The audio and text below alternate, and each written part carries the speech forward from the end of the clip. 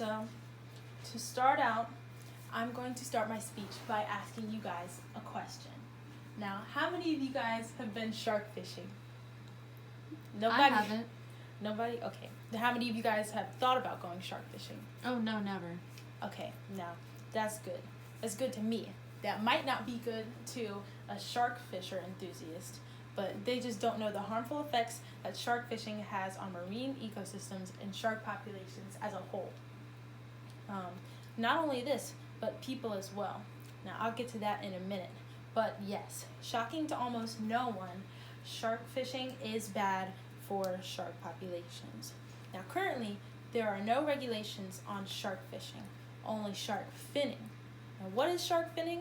Shark finning is the catching of sharks, removing them from the ocean, and cutting off their pectoral fins, their dorsal fins, and their tail fins, and throwing their dead finless bodies back into the sea.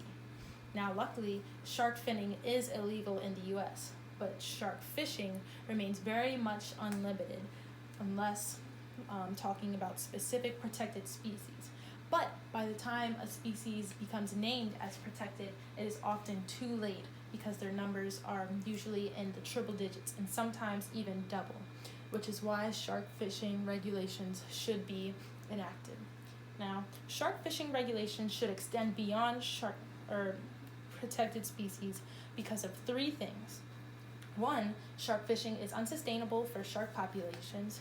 Two, because marine ecosystems need sharks. And three, because shark fishing is bringing sharks closer to densely populated areas. Now, shark fishing is a lucrative business, and because sharks are one of the most expensive seafood items in the world.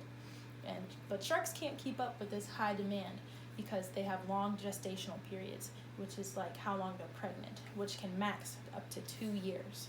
And back in 2013, Smithsonian Ocean stated that some shark populations have decreased by 60 to 70% due to human shark fisheries. Now that's back in 2013. Imagine the numbers today in 2020.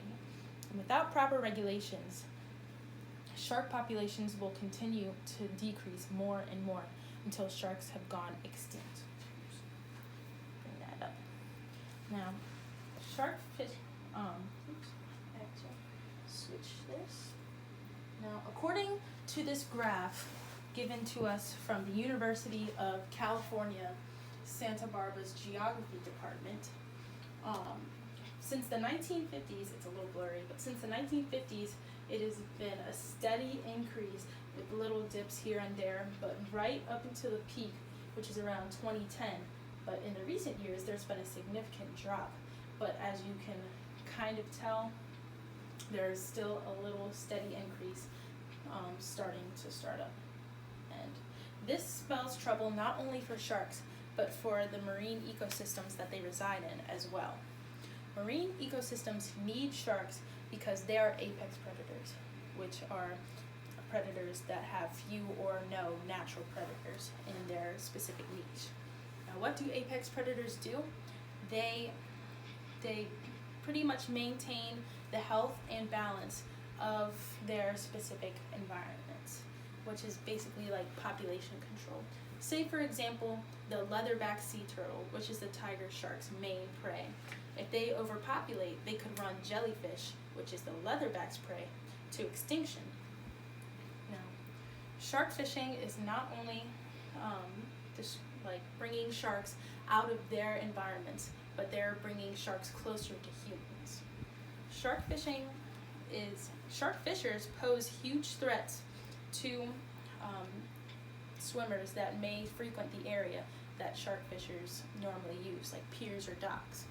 Because sharks are smart. Why? Because if a shark fisher goes to the same dock, and sharks that don't get caught know that they can easily get food from that area, they will come back because they remember being able to get that food. And what happens when the shark fishers aren't there, and instead there are recreational swimmers? That spells a very dangerous scene. Now, shark fishing regulations seriously need to be put in place because entire shark species or shark species as a whole should be labeled as protected species. Shark finning, which is a form of shark fishing, is banned, but commercial and recreational shark fishing still remains extremely underregulated. And without change, these beautiful species that have been around 100 million years before the dinosaurs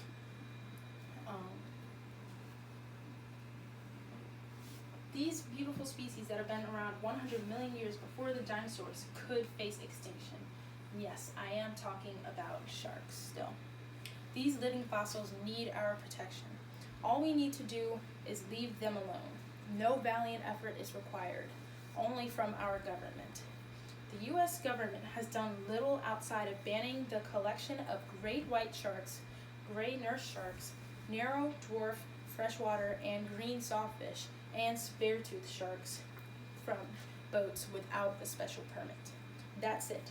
Meanwhile, hammerheads, specifically great hammerheads, which are critically endangered, have had little protection around them while their numbers continuously decrease. Shark fishing, I propose a shark fishing season. Instead of allowing shark fishing to be an all year round thing, shark fishing seasons can allow commercial fishing to still go on, but on the off season that gives sharks time to repopulate and get their numbers back. Commercial fishing, shark fishing, still remains sharks' biggest threat to their survival. Sharks are beautiful and deserving of respect. They shouldn't be victims to the Jaws man-eating stereotype. The world needs sharks. Sharks are the driving force behind ocean's health, and which is why the U.S. Ocean Service needs to follow shark populations very closely and enact way stricter regulations, which can be shark fishing seasons and putting bans on commercial shark fishing that are critically endangered species.